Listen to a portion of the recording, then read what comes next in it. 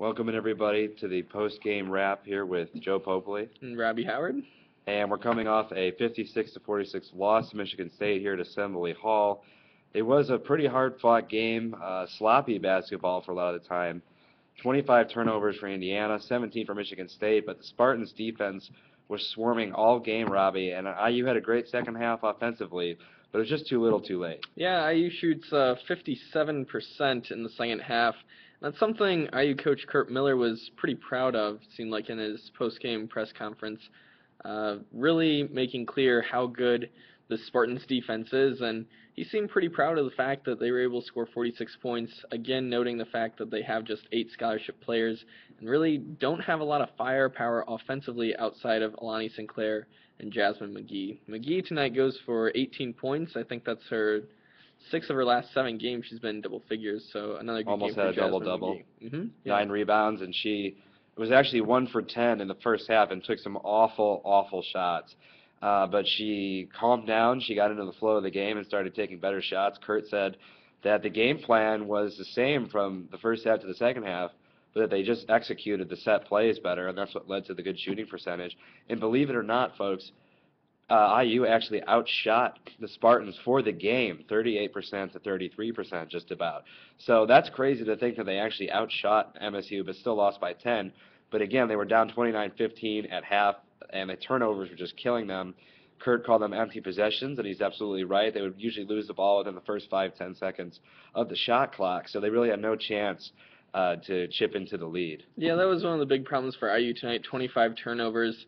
Tough to win a game when you have 25 turnovers. Coach said that was a little bit of IU, a little bit of the Michigan State defense.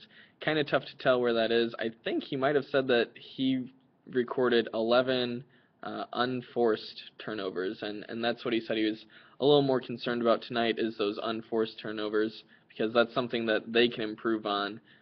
That wasn't the Michigan State defense necessarily. Yeah, and he's absolutely right about the Spartans defense, though. I mean, they are in the top of the Big Ten in most defensive categories statistically, and they're way up there nationally as well. So it's a great defense, and you could see it. I mean, they were pressuring just about everybody. There was little space for anybody to work with, particularly Aulani Sinclair, who was shut down for most of the game, went just 2 of 10, but did get her 1,000th point on a transition bucket in 3.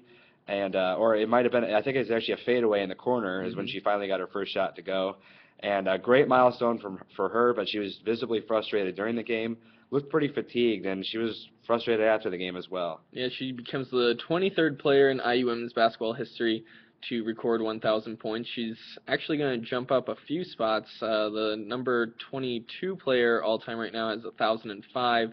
Number 21 has 1,007. So Aulani's going to probably finish within at least the top 20 by the time her career is over. A great milestone for her today. And Miller said after the game he was happy that she was able to do it at home in front of Hoosier Nation, in front of all the IU fans.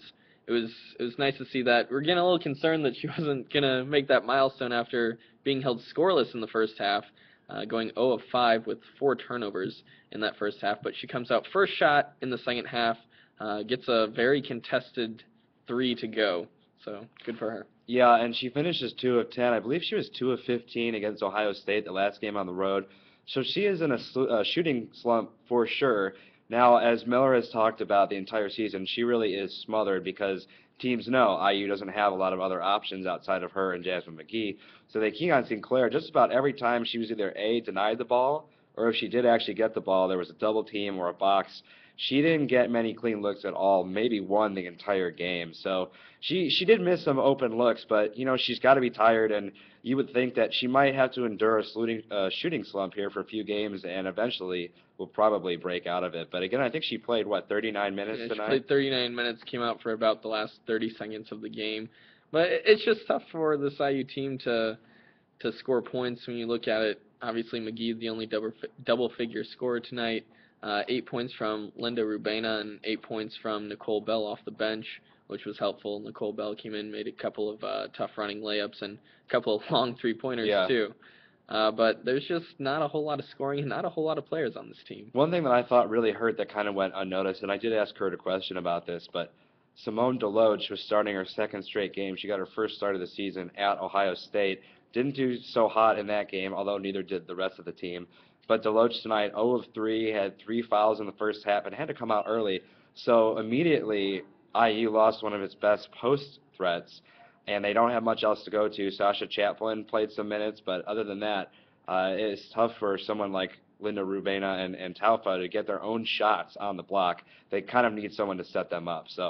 And you almost have to wonder if Miller has put any thought into putting Deloach back on the bench and having her as a viable post option to give some energy off the bench, because in her 2 starts now, she only had 4 points at Ohio State, held scoreless today.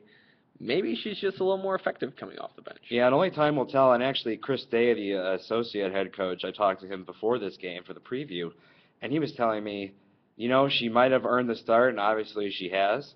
But he said we'd be happy either way having her starter coming off the bench. So I think she's that versatile where if one role is not working, they can absolutely switch to another. So once again, the final score, 56-46, Michigan State on top. IU turns the ball over 25 times, shoots 57% in the second half, outscores the Spartans 31-27 in the second half, but it was too little too late. Had a big hole to dig out of, and they will take on Michigan at 7 p.m. in Assembly Hall on Thursday. We'll see you then.